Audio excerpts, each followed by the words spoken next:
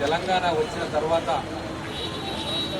పండుగ సాయన్న నీరసాబు అలాగే సర్వాయి పాపన్నలు ఇంత చరిత్ర చేసుకుంటే అనుకున్నాను. కానీ కేవలం కల్వకుంట్ల చరిత్రనే ప్రజల మధ్యలో ఉన్నారు తప్ప బహుజన శ్రామిక యువకులు పోరాటాల వీరులు కూడా తెలంగాణ పిల్లల మధ్యలో ఉండొద్దని చెప్పి రాష్ట్ర గీతంగా చేసే తెలంగాణను అదిమి పట్టి పాతాళంలో పెట్టిన చరిత్ర టీఆర్ఎస్ పార్టీ. ఒక నిరంకుశ ఫ్యూడల్ వ్యవస్థకు శ్రీకారం 10 సంవత్సరాల్లో మనందరం కష్టపడుతూ ఉన్నాం. కానీ ఈరోజు ఒక ప్రజాప్రభుత్వం వచ్చిన తర్వాత మొట్టమొదటగా చేసిన పని మన పూర్వీకుల సాహస గాథలు, బహుజన వీరుల పోరాటాలు, ఆ రోజు బ్రిటిష్ పరిపాలన కావచ్చు, నైజాం పరిపాలనకు ఎదురొట్టి పేద ప్రజల తరఫున పోరాటం చేసిన వ్యక్తుల చరిత్రను మళ్ళీ మన భావి తరాలకు అందించాలన్న ఉద్దేశంతో మొదటి శాసనసభలోనే మన రాష్ట్ర గీతాన్ని జయ తెలంగాణ పెట్టుకున్న తర్వాత ఈరోజు పండుగ సాయన్న పోరాట చరిత్ర ఈరోజు పిల్లలు పాడుకుంటూ ఉన్నారు. గడిచిపోయే ముందు జనగణమన తర్వాత ఈరోజు జయ తెలంగాణ పాట పాడుకుంటూ పండుగ సాయన్న అంటే ఇది ప్రజాస్వామ్యంలో వచ్చిన మార్పు, ప్రజాపాలన కాంగ్రెస్ ప్రభుత్వంలో తీసుకొచ్చిన మార్పు.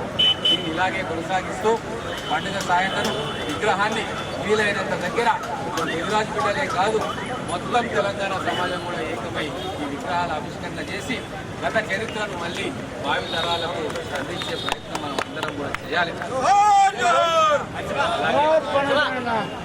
అనేక సేవా కార్యక్రమాలు కూడా మన పండుగ సాయన్న సామాజిక సేవా సంస్థ ద్వారా జరగాలి.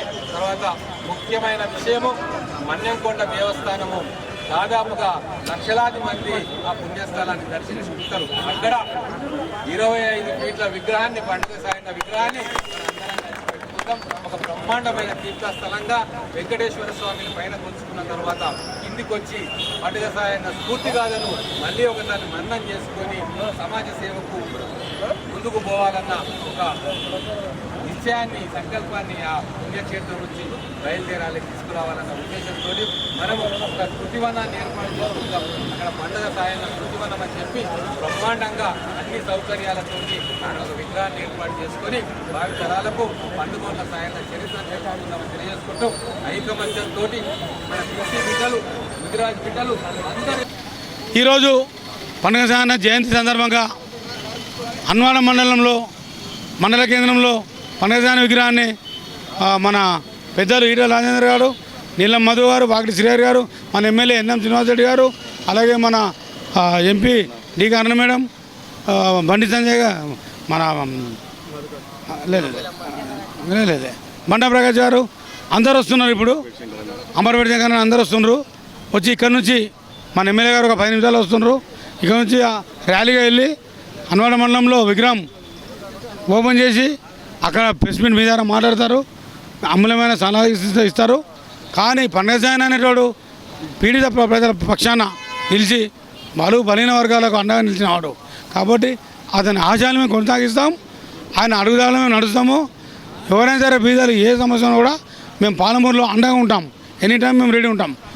అందుకొరకు మేమంతా కూడా ఇప్పుడు పండుగ సాయన్న వారసులుగా ఉంటాము, పండుగ సాయన్న ఆశయాలను కొనసాగిస్తాము. మీరందరూ కూడా పెద్ద మొత్తంలో ఉమ్మడి జిల్లా తరఫున అందరూ కూడా పండుగ సాయన్న విగ్రహానికి కార్యక్రమానికి హాజరవ్వాలని కోరుకుంటున్నాం.